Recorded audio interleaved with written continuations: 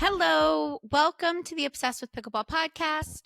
I'm Jane. I'm obsessed with pickleball, and we have so much to talk about today. I'm actually so excited because I feel like the MLP tournaments have been pretty similar recently and not too much to chat about, but we have the mid-season tournament coming up this weekend, which will be the first time that we have all the teams in one place, and it finally feels like there's a lot of stakes in each match.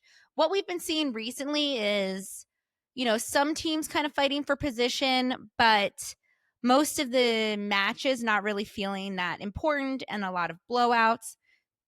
So not only are there a lot of standing points riding on this tournament, but it's also kind of like a lot of prestige in itself. Last year, the New Jersey's Fives won, and I think Annalie definitely considered it, taking that monkey off her back, winning an MLP title. And it was a super fun event last time, and it'll be super fun at the event this time. I mean, obviously the question lies, like, can the Fives repeat? Who knows? We will get into that in a little while. Really quickly, and I only bring this up because multiple people have said how invested they are in my DUPR journey. So let's say I deleted my DUPR app, if that gives you anything to say. Last weekend, I played in a tournament. I was pretty injured, and I was like, I'll be fine. I was not fine. I lost way too many matches. I think I talked about this before. Basically, we went 4-3, so we made the playoffs. But then we had to play two of the teams that we had already lost to in the playoffs, giving us two more losses. So now the scores haven't gone into the app yet. So I don't know where it lied, but obviously I deleted my app right away because I was too scared to see the scores. Then today I saw DUPR released their new algorithm rules. I'm not like an expert of these algorithm rules, and the whole thing is just like annoying. But what I did see now is that you can lose and still go up. So if you get like 5 points on a really good team, you can still go up, which I do agree with. I think that if I play like 2-5-0s and I lose, I should go up like a pretty significant amount depending on how many points I could get off them. But at the same time, I might be wrong. Someone can correct me. You can also go down if you win. Now, I don't like this. This goes against like human nature. Obviously, if you're beating a team and they're really bad, you're going to play a little bit down to their level. Or if you're up, 10-0, it wouldn't be weird that they would get a couple points. Like, even if you can say every point matters, stay focused, run up those scores on the bad teams, sure. But it's never going to like lay out that way. So that makes it so if you have a higher DUPR, you better not ever play a person with a lower DUPR. All of these, it just makes this algorithm, the more they do, make it just seem like impossible to promote like fun, just like fun, right? Like, I don't know. So like now, let's say you are playing in a tournament and you're a 4-5, okay? And your DUPR's a 4-5, and you see a team signs up 2-3-5s. Uh-oh. Like, that could really screw you over because they could be rated inaccurately low. And now, even if you beat them, but you beat them 11-8, does your score go down? I hope I'm wrong about this, but so just in general, if you win, I don't think your score should go down. Maybe it doesn't go up and maybe it says 0. I think that's totally fine. You beat a team that's way lower ranked than you. You beat them 11-10, whatever, 11-9. You just stay the same. Okay? Because going down's crazy. I mean, it's just a bad precedent to start. So I'll let you guys know when the scores get put into DUPR and like how depressed I am. But that's just where I am lying with my DUPR journey. Now, update on my injury. I figured it out. I think when I broke my ankle or severely sprained my ankle falling off that 18-foot wall, I had to wear a boot for a while, and I think it messed up my alignment. So all of this like work I've been doing, like getting these sports massages, it hasn't helped. And I was going to take a break, but I was in Delaware this weekend, Bethany Beach, and everyone that I spend time with there is through pickleball. It's where I first learned how to play pickleball. My whole world is pickleball there. So obviously I played pickleball for like 2 hours, 3 days in a row. And now I'm feeling terrible. My back hurts even when I'm sitting and doing nothing. So I'm going to have to take a little break for like, I don't know, 4 weeks and see if I can get it working again and maybe like get an MRI or something like that. So that's where we are with that. And it's not making me happy, but hopefully I can go to a doctor and get a good prognosis and figure out how to fix it. So there we are. Now, before we get into the upcoming tournament, let's just quickly look back from this last weekend. MLP was in New York over 4th of July weekend, which was strange.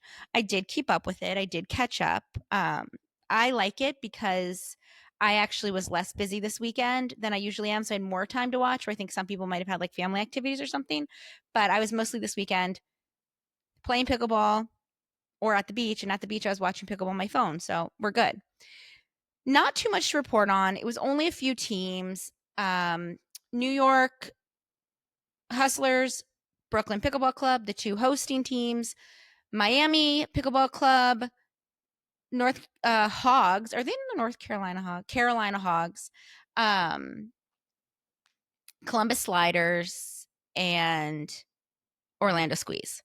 So not a lot of upsets here, but most notable about it is a few things. One, Hogs. This is the first time we see the new team. We have Roscoe Bellamy and Etta Tuanatoa taking the place of Colin Johns and Caitlin Christian. I knew Etta would be a huge difference maker, which she was clearly. Huge spark in the offense and the defense, just on the team. And it goes back to what I've been saying for 2 years. You need to have a dominant female player.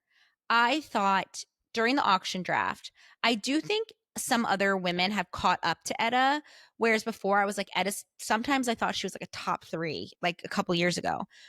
I was like, she should be one of the first round pick women. If you're looking at women that you would go first round, you're looking at Annalie Waters, Anna Bright, Catherine Parento, Georgia Johnson, and then Etta or Rachel, I would say. I think that Rachel has a leg up on Etta in DreamBreaker, and they can both play left. But what all those women have is that they can be the alpha woman on their team, and you need that. That's why the Dallas Flash is so good. They have two essentially alpha women, Tyra and Georgia. I would consider Tyra could possibly be a first round pick as well. So that's why they're so strong.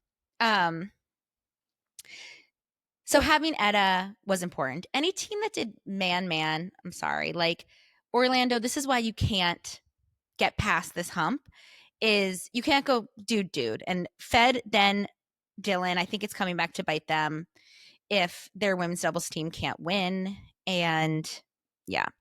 So the Hogs look like a new team. Roscoe was not amazing next to Ben. They took some losses, but he is a great mixed player. Like as a second mixed team, he's awesome. He's so tall. He's so long. He can take up so much space. And I think sometimes in mixed, it's like more important that the guy is just long than his skill level, because he can put so much pressure on the other team and he can protect the woman better. So they're going to target Tammy, but he can get in there and take balls out of the air much easier than other people. So they're a good mixed team now. Now, the Hogs were able to take 2 wins, okay? They were able to beat New York, which is not that surprising, but they were also able to beat the Miami Pickleball Club. So the Hogs beating Miami is a big deal because Miami is ranked number 9, followed that by Utah. Now, the Hogs from this weekend beating Miami and the Hustlers and making it to DreamBreaker is getting them to the 11th spot. So they went from, I think, almost last place to one spot away from making the playoffs. And Miami is one of those cusp teams. So those bottom few teams, Utah, Miami, is a squeeze down there now. Should be afraid that the Hogs are just going to sneak in and kick them out. This coming tournament is actually a good chance for the Hogs to possibly get an upset, which we'll talk about later. So that was a good weekend for them. They also took Brooklyn to a DreamBreaker. And here's what's interesting about this.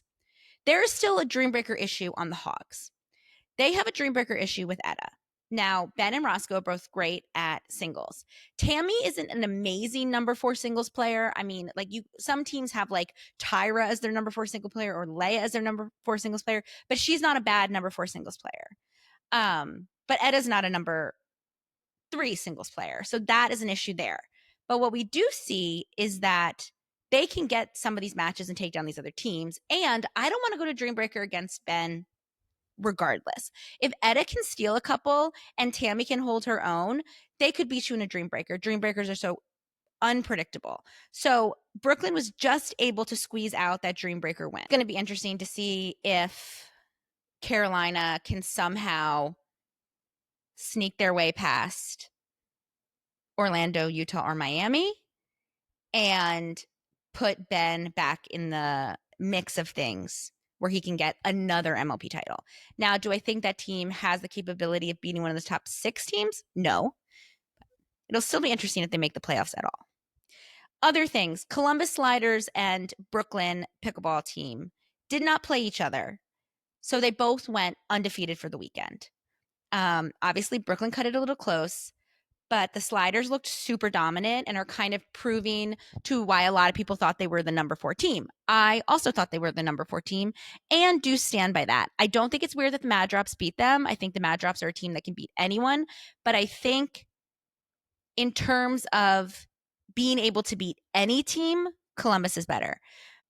Brooklyn was able to go undefeated with their sub, AJ Kohler. AJ has played so well as their sub.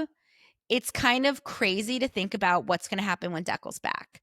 And it makes you question, like, is AJ going to get drafted on another team? I mean, I think it comes down to upside over current skill. Do you want to keep AJ if you don't see a big upside with him? Or I don't know. But honestly, for some of these teams, I think grabbing him would be great. If anything, a challenger team. Funa Mizzou, forgive me if I'm saying that wrong, was the sub for Miami, and he was so fun to watch. Very, very new to the sport, and played really, really well. Him and Noe were able to beat AJ and Riley, which isn't like a massive upset, obviously, because Riley was a sub, and I mean, AJ was a sub, and Riley isn't like the Riley of years past, but that was a great win. So that is an example of somebody with upside that maybe AJ doesn't have. I want to see where he goes next. I really, really found him entertaining to watch. Now, final thing I want to say about this last weekend. New York is worse than we could have even thought they were going to be in the beginning of the year when they got rid of all of their players. I hope they got a lot of cash. I don't know what their plan is. Is the plan just to be like, peace out? I mean, their team is so bad. So who knows? That brings up an interesting thing to talk about when it comes to Challenger. So now we have teams in Challenger that 100% are better than New York. But we also have so many people now on the APP tour that that would be amazing on New York. That would be better than the New York players. So this whole idea that PPA and MLP has the elite players and APP doesn't is getting a little turned on its head because PPA and MLP are oversaturating themselves. So, oh, we're the best players, but there's going to be teams that are terrible or subs that are terrible or people signed to PPA who are still playing like challenger PPA. So I guess they're trying to like even it all out. But all I know now is watching some of these challenger teams, watching these subs like sitting on benches doing nothing. I would love to watch Bobby Oshiro. Love it. I would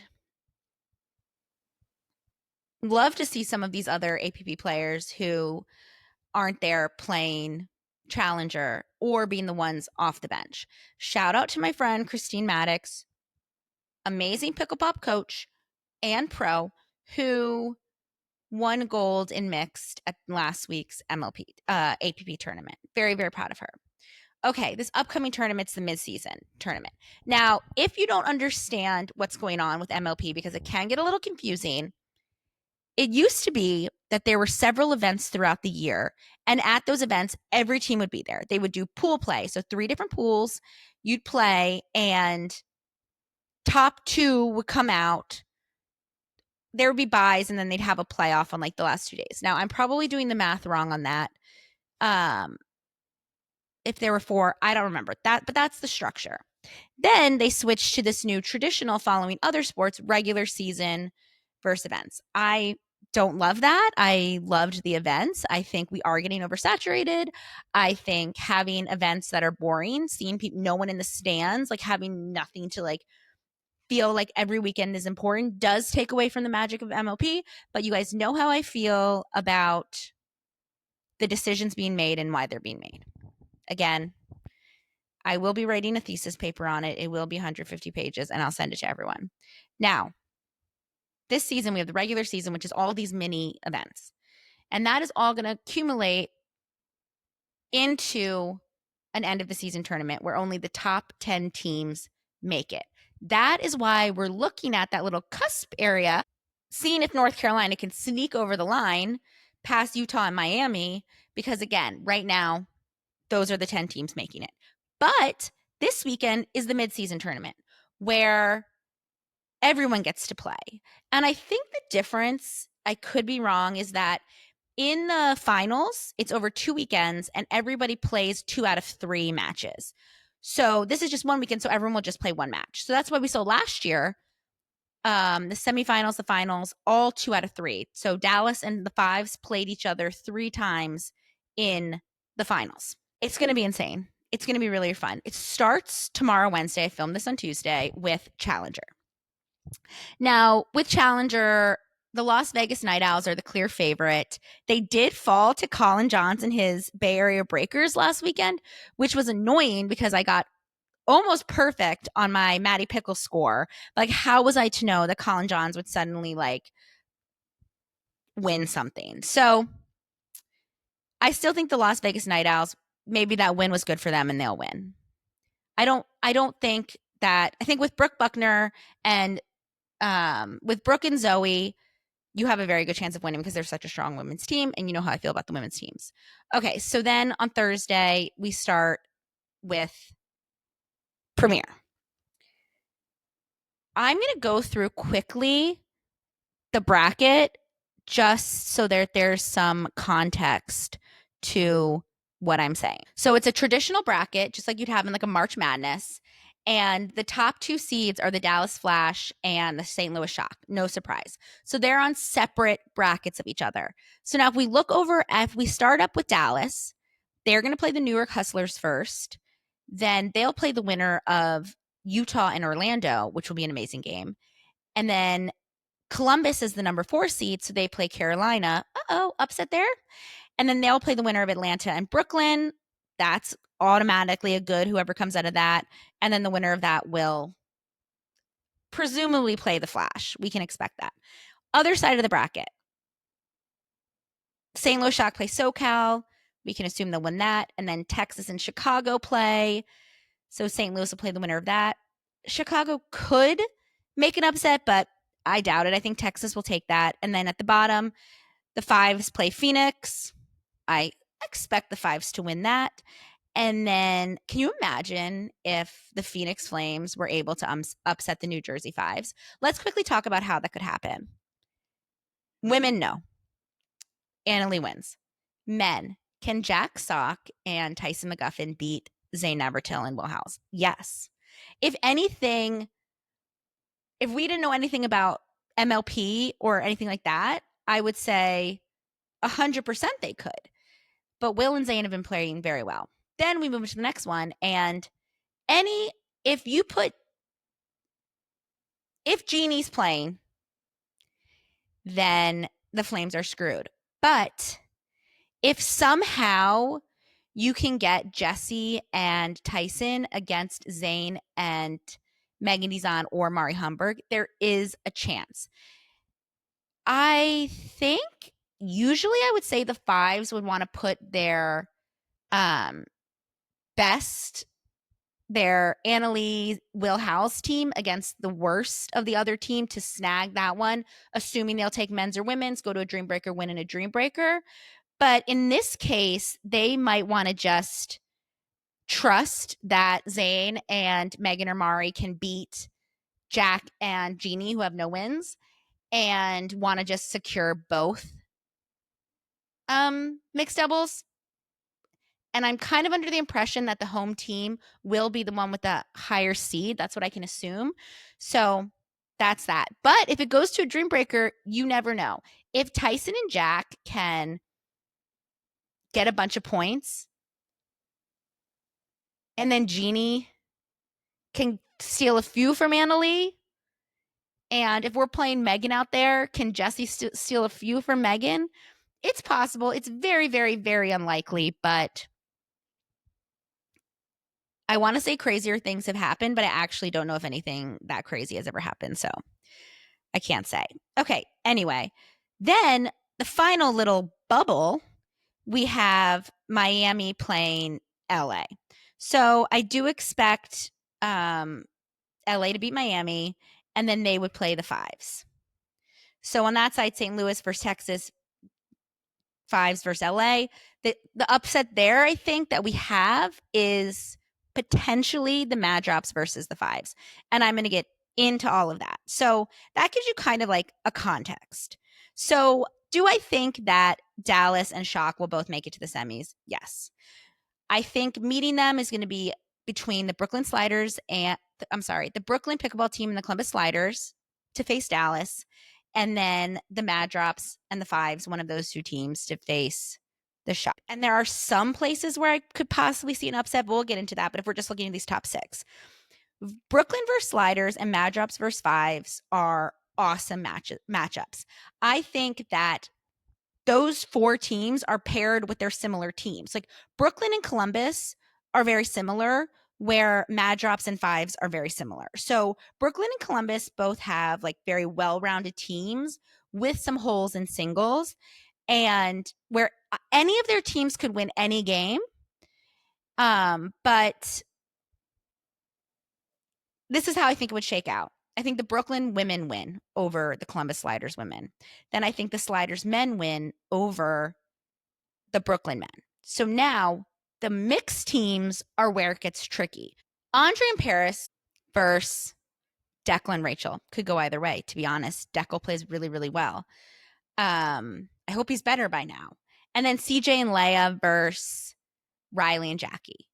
Those could all go either way. Then let's say you swap them and you put number one versus number two, number one versus number two. Could go, even if both number one teams win, boom, we're in a DreamBreaker. So I very much predicted DreamBreaker for that matchup. Now, looking at the DreamBreaker situation, the Sliders have a clear edge over Brooklyn. You have Andre and CJ versus Declan and Riley, very, very similar, but I think CJ's better than Riley at singles. Well, my computer died right in the middle of recording, which was annoying. So hopefully it doesn't die again, but I guess I should probably charge my computer before I start filming. Finishing up what I was saying about the Sliders versus Brooklyn is that if we go to DreamBreaker, if Brooklyn women win, Sliders men win, and then somehow we split the doubles, the Sliders have a clear advantage over Brooklyn in the DreamBreaker. Andre and CJ are better than Declan and Riley. There is a chance that Declan could take a bunch off of Andre, but I think CJ beats Riley in almost any situation. And then on paper, the Sliders women are better at singles than Brooklyn. Now, I will say this. Rachel is a great singles player, especially in DreamBreakers, and Jackie is one of those Kawamoto magicians when she's on the number 4 spot. And actually, now that I'm saying it out loud, I take it back. I don't think Columbus has a clear edge. I think it could go either way. And now I'm just like rethinking all of my picks for the upcoming picks. And I'm thinking, should I go Brooklyn? You guys, I don't know what to do. Okay. I forgot how good Jackie is. Like, I forgot how good Rachel and Jackie are in DreamBreakers. And now I feel like my world is just flipped apart. It would come down to Riley, though, because I do think there's a world where CJ goes 4-0 and Riley over and over again. Who knows? Okay. So that's one side of the coin. And the other side is the fives versus the Mad Drops. And this is a similar situation. So Columbus and Brooklyn are definitely four like very well-rounded teams that are like on paper so clearly drafted. You have teams that are all solid. Now, you look at the Mad Drops and the fives. They also have teams that are all solid, but they definitely leaned more into the DreamBreaker than the Sliders or Brooklyn did. So in this matchup, the Mad Drops women, Catherine and Jade, have to beat the fives, which they have before. Because Zane and Will are playing so well, I think that they could beat Hunter and Q. Now, Hunter and Q's like driving, strange game style could beat them, but they are on fire. Now, the fives men of last year weren't this solid. So I think the Mad Drops women have to win. Now, let's go to mixed.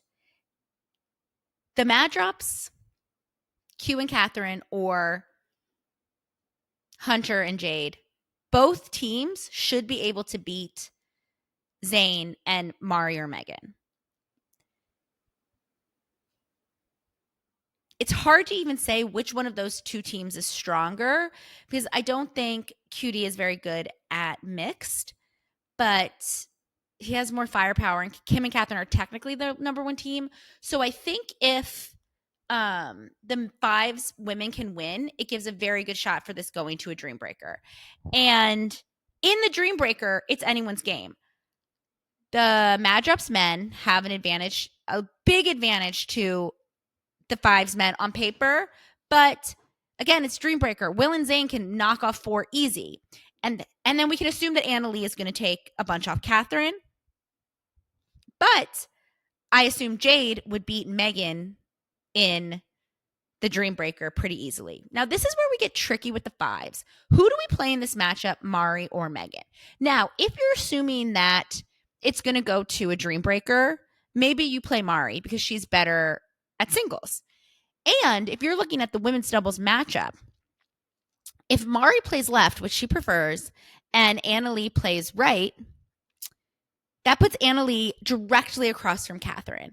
And I think one of Catherine's weaknesses is her hands. Now, she's a little faster that she has the new Selkirk, but I think Anna Lee blows her up, like just power alone with her special paddle, let's say.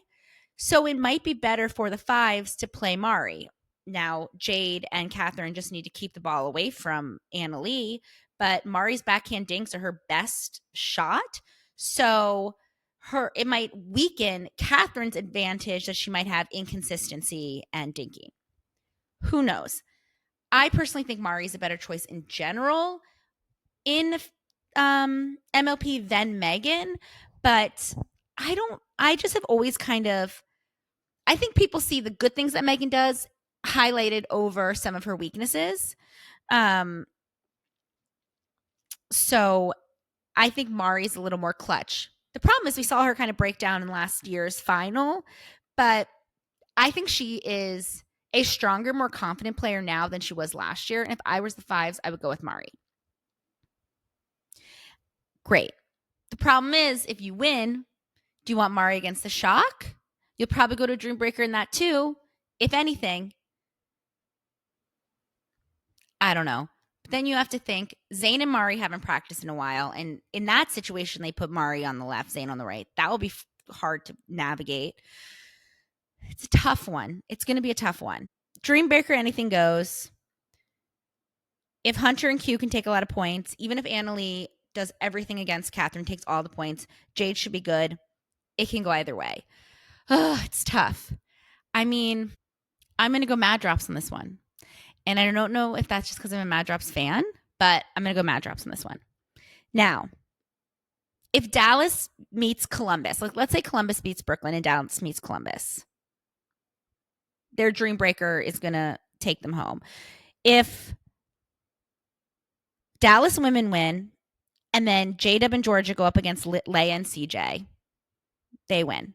So that's what I would do if I was the fives, is I would put J-Dub and Georgia against CJ and Leia and just secure that win. Now, if Dallas meets Brooklyn, which now I'm kind of leaning towards now that I've talked it out, that's actually going to be tougher for them because I think Rachel and Jade have a better chance of beating Georgia and Tyra. I'm sorry. Rachel and Jackie have a better chance of beating Georgia and Tyra than Paris and Leia. And then you have Deckel and Riley against J-Dub and Augie, which is, I think, an easier matchup for Dallas than Andre and CJ, but still very possible that they could upset J-Dub and Augie. So now you have two potential upsets where I think in the other one you'd have only one potential upset. And then when you look at mixed teams, there's just more room for error there. And then if you get to a DreamBreaker, Dallas has a DreamBreaker advantage over both of those teams. I'm trying to just think about it. Yeah, Riley's their DreamBreaker weakness. Maybe if I'm Dallas, I'd rather see the regular play Columbus team, but the DreamBreaker Brooklyn team. So like if Brooklyn can get Dallas to a DreamBreaker, there's a world in which no. If Columbus can get Dallas to a DreamBreaker, there's a world where they could possibly win that. But they have to get there. Now, Brooklyn might be more likely to get to a DreamBreaker, but then they have that Riley obstacle sitting right there in the DreamBreaker. So regardless, it'll be a good match. And then on the other side, I think the Shock eases their way through.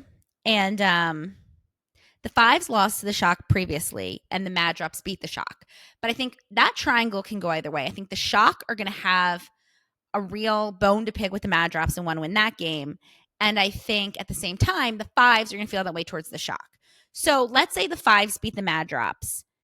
Can they beat the Shock? I don't know. Anna Bright is more closer to Anna Lee in her abilities, her offense, her defense, than she was last year.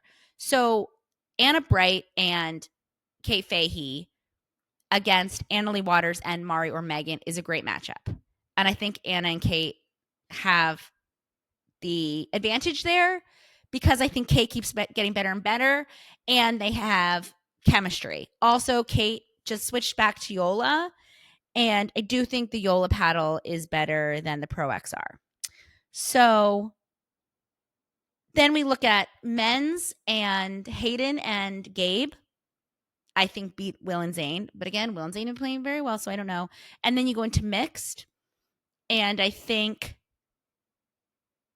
Annalie and Will could beat either of the Shock mixed teams, but I think both Shock mixed teams could beat Zane and Megan or Mari.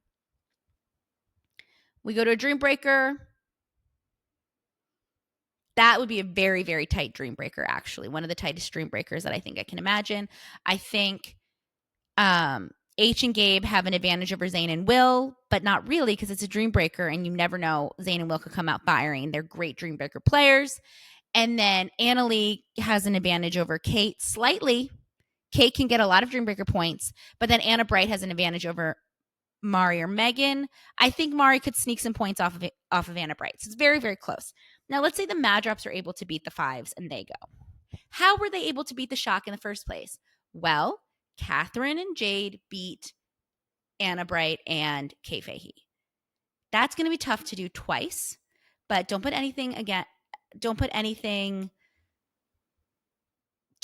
against them.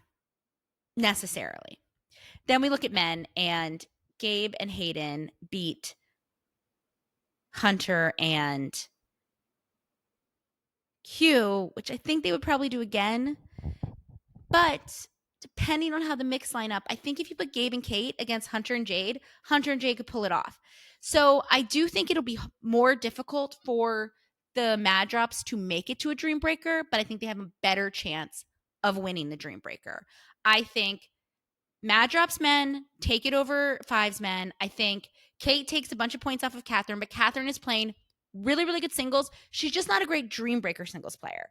But then I think Jade kind of could sweep Anna Bright, just knowing that Jade is like the magical magician of DreamBreakers.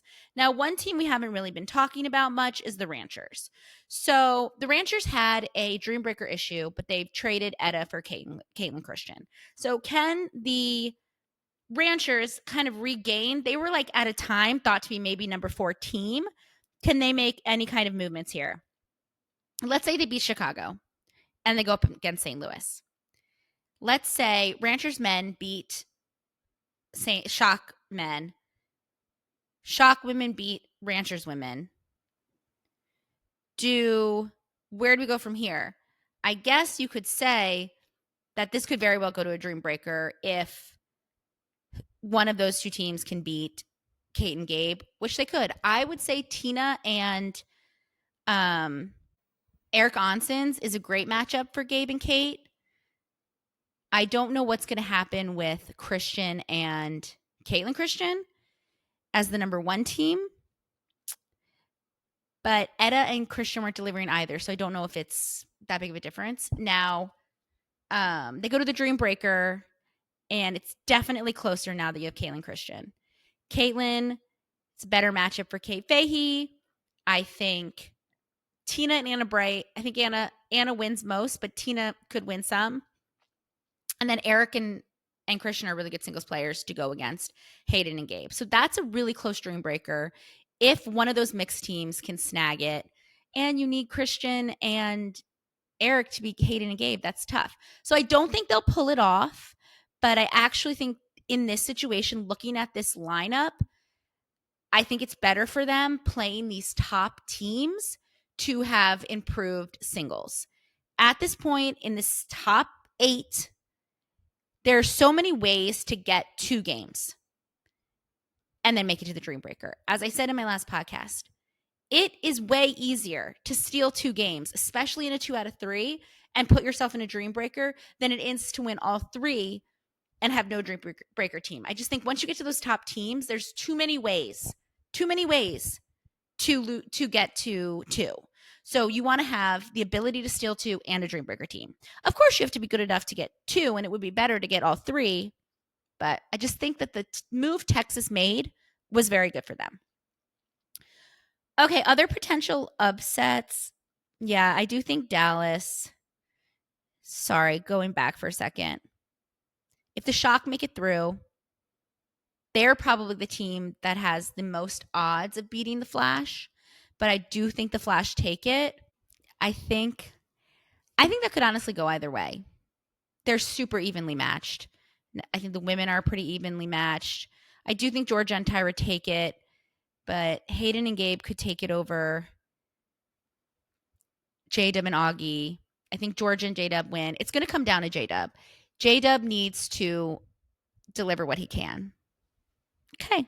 Other potential upsets. We have Utah playing the Orlando Squeeze. This will be a good match. This is an odd one. So on paper, Orlando should definitely win this. But Orlando's been struggling. Lacey and Samantha Parker were really promising in the beginning. They had some good wins. And now they've looked weak. So they should still beat Elise and Jeannie Arokina, but you really never know. Then you go into men's, and Fed and Dylan should beat Tyler and Connor Garnett, but we've seen Tyler Lue and Connor Garnett go 3 games with like Ben and Colin or other great teams. So it's definitely not a given. And then same with mixed. Lacey and Samantha are not like Fed and Lacey are not a for sure thing against Connor Garnett and Elise Jones. And then Dylan and Samantha Parker are not a sure thing against Tyler and Jeannie. So there is potential upset there. Now, I think luckily the squeeze has not even a much stronger. They should have a stronger DreamBreaker team because Lacey should be stronger than their side. But honestly, it could truly go any way. I would say the Orlando Squeeze has a slight edge over Utah, but they haven't been playing well lately. And then we have to look at Carolina Hogs. Now, Carolina goes up against the Columbus Sliders first. And this, in my mind, is a potential upset situation. And let's talk it through. It would be a huge upset. So let's say Etta and Tammy are able to beat Paris and Leia. Completely doable. Completely. Etta is so good. Paris and Leia are both very strong, but they've definitely proven I wouldn't say they're like a top 5 women's doubles team in the league. Let's say we have Georgia Tyra, Anna Kate, Catherine Jade, Rachel Jackie. I think I would either be them or Etta. I'm probably forgetting a team that's really good. Oh, and then Annalie and whoever she's playing with. That I would say top 5.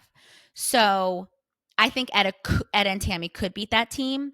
I think Andre and CJ beat Ben and Roscoe, but Ben Johns can surprise you. But then I think in mixed, this is where it gets interesting. I think that Ben and Etta could beat either of those teams. And Roscoe is a surprisingly good mixed player. So he could upset, let's say, CJ and Leia.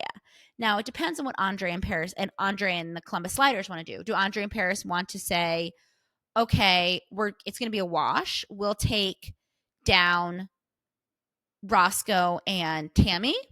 Or do they want to go up against Ben and Etta and give CJ and Leia a chance to play Roscoe and Tammy? We'll see. It's all going to depend on the matchups. To me, that's one of the most interesting things going on in this coming up tournament is what mixed teams are chosen to play together because it's so huge. So then the Sliders and Carolina get to a DreamBreaker. Sliders women have a huge advantage over Carolina women, but Ben and Roscoe are really good. So if Ben and Roscoe can like get a bunch of points off of Andre and CJ, and then Etta gets a couple off of Paris, and then Tammy holds her own against Leia, there could be an upset here. To me, Columbus Sliders live and die off Leia Jansen. Maybe we don't need her 2 matches. She needs to deliver as the number 4 girl in the DreamBreaker. Her and CJ should win. A lot of times it comes down to her consistency. I think in women's, she in women's doubles is stronger than Paris, but weaker than Paris in mixed doubles. And their women's doubles team should beat most of them, but I don't think they're stacked up to beat the top 5. Is that confusing? So the point is, Leia needs to be consistent in mixed and let CJ cook, and then deliver in singles the way she should. So there is a chance for a Carolina upset. It would be a huge upset and it would be difficult, but it does exist. Lots of fun things to watch there. Circling back to Challenger really quickly, in this tournament, they have 2 college teams participating. One is like an all-star college team, and one is the Florida Atlantic University Pickleball Club. So that's pretty fun. I mean, it is kind of crazy that they have to literally bring in 2 college teams to make up a full bracket in the Challenger world because that league has been whittled down to basically nothing. But it will be funny to see how these college teams do. Now, of course, they're going to be playing the number 1 seeds, so it's going to be much more difficult for them to move forward. But I would have loved to see those teams against the Bears or the Florida Smash. I want to see them play the College All-Stars. I want to see them play this Florida Atlantic. I assume that Florida Atlantic team must have like won some kind of tournament to get them there. But yeah. Okay, so looking at all of this, I'm worried that my picks are going to be a little bit boring. I think I'm going to put the squeeze over Utah, and I'm going to put the Mad Drops over the 5s just because like that's what my gut says to do. But do I go crazy and say Carolina can upset Columbus. I do think I'm going to say Brooklyn's going to upset Columbus. I need to see what's going on with Deckel, though. I don't think AJ can handle that kind of upset. Anyway, so that's this weekend. Lock in. There's a lot of pickleball to watch. I have absolutely made zero plans this weekend because this is my priority. We will wrap it up next week, and we'll have a lot more interesting things to talk about than we usually do because we will officially have a mid-season tournament winner. Okay, I'll catch you guys in the next one. Okay, guys, you thought the episode was over, but you were wrong. Jen heard me recording and wanted to give her 2 cents about this upcoming tournament. Now, I don't have my second microphone plugged in because it takes a little bit more than plugging into the computer, which I learned when I messed up all the audio on a full episode. So we're just going to have to do the microphone back and forth. Okay, Jen, has the bracket open. Tell me what you think about these matchups. Well, the first round is very easy. Unless there are some huge upsets, which would be fun. Like, what do you think could be an upset? I mean, okay, so number one, obviously picking Dallas. Going just down the line, the Squeeze, Brooklyn, Sliders, Shock, Ranchers, the Fives, and LA. Those are the winners for the first round brackets. Great. If anybody has an upset, I mean, that'd be huge. That'd be so fun. I am interested to see. Who am I interested to see? I mean, Carolina and the Sliders would be the closest, I think, out of all of these. And maybe the Ranchers and Slice. Yeah, so that could be interesting. We haven't talked about the Slice in a while. I even forgot who was on the Slice. I had to ask Jane before this. Yeah. Well, that's because James Ignatowicz has still yet to remind us that he's good at pickleball. So maybe this will be the tournament. All right. So what do you think now, realistically, between Brooklyn? I talked about this a lot. Brooklyn and the Sliders. What do you think about that matchup? And then what do you think about the Mad Drops versus the Fives? And also, we haven't talked about this. If Carolina is able to upset Columbus and they face Brooklyn, is that a match they can win? Let's say Tammy and Etta beat Rachel. I don't see that happening. Much more likely Ben and Roscoe could beat Deckel and Riley. What do you think? Who won, Brooklyn or Columbus, against each other? Didn't they play? They didn't play. They didn't play last weekend. No. I think, I mean, the Sliders are hot right now, but so is Brooklyn. So, okay, maybe Brooklyn because I feel like they have more energy. They definitely, I went with Brooklyn too, but it would be definitely an upset. I think Carolina, if they can get through the Sliders magically, actually have a chance against Brooklyn. Is that crazy? If the men win, Roscoe and Tammy beat Jackie and Riley, I don't know. There's a chance there. Okay, what else? I said this earlier. I think the Mad Drops could beat the Fives. If they both, I mean, they will probably win their first rounds. In the next round, I mean, Catherine's feeling herself. Quang is, yeah. New Selkirk. Quang shouldn't have left. Who else has played the New Selkirk? I just got the New Selkirk, and it is fire, you guys. It is bringing Selkirk back to life. Now that you're a Selkirk player? I am. Tell them that. New sponsorship. Newly sponsored Selkirk Emerging Pro, Jennifer Buchanan, sitting next to me, just ordered her new paddles and is trying to decide how the sizing of the Selkirk clothes fit. Chi-chi. So if you know how the sizes run at Selkirk, let us know. Okay, Jen. So then what do you think? Who's gonna win it all? Do you think the Mad Drops or the Fives have a chance to be the Shock? I don't know. I don't think so. Yeah. No. Yeah. I think they both could, but it'll be hard. And then do you think anyone can beat the Flash? I will just go back to that. If LA is feeling streaky, they could do anything. Mm-hmm. Yes. What was the question? Can anyone beat the Flash? No, never. I just want to say I know all of this because Jane has taught me all of this. Of course. Who else would know this?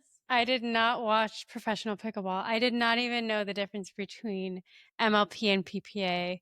I had never even heard of APP before Jane. So This is what I bring to the table, people. Okay. Now, unfortunately, I think Jen and I agreed on everything. So, is there any like did we? did we? Do you think Utah or Squeeze? Who do you think wins? Let me see. Utah and Squeeze. I think I said this. I think I said the Squeeze. I did. Yeah. Okay. But Utah, they're also fiery. They like to fight. They can fight. They really want it. We're saying all the same things. Because you went Brooklyn over Columbus, right? And Mad Drops over Fives? Brooklyn over Columbus. Or did you say Columbus over Brooklyn? I don't remember. It's a toss up. That's going to be the match of the tournament. That and the Mad Drops. I think that's all on Sunday. So it's Sunday morning, so we're good. Cancel all your plans. I think I said Columbus was going to win. Okay, so I said Brooklyn. She said Columbus. I would, I think, prefer Brooklyn to win. But who do you think? I think the Sliders might win. Okay, there we go. I said Brooklyn. She said the Sliders. We'll see who's right next week. That's it? That's it. Because we both said Mad Drops. I also think the SoCal Hard Eights will beat the Shock. Same. So true. So and then Hustlers will beat Dallas. Yeah. Okay. Say bye. Bye, everyone. Bye, everyone. Oh, is that how I say it? Bye, everyone. I think so.